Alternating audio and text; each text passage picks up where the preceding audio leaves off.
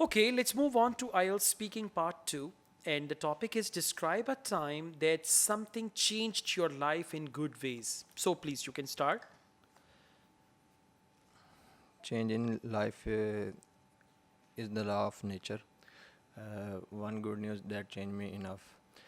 Before 4 years ago, my uncle, who is serving out of country, he called me and gave me a good news. He surprised me that he offering me with a visa. Uh, I can go abroad.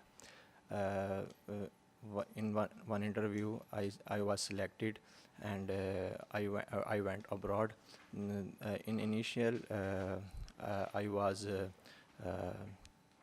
I was a sporting technician. After 1 year, the company promoted me in a team as a team leader, and at that time, I served almost 3 years, and I learned too much. I learned too much technologies and new things during that time, and I learned enough.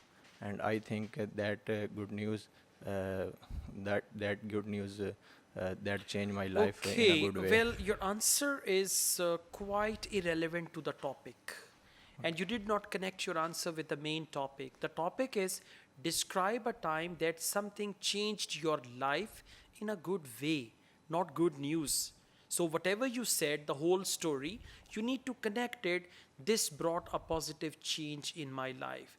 Because of this, my life transformed entirely. You did not connect your answer with your life. You are only talking about that thing, but you did not connect it with the main topic. So if you do not connect your answer with the main cue card, it will be off the topic. Off the topic means irrelevant to the topic. So you should be careful about it. And second, you are mixing present and past tenses together.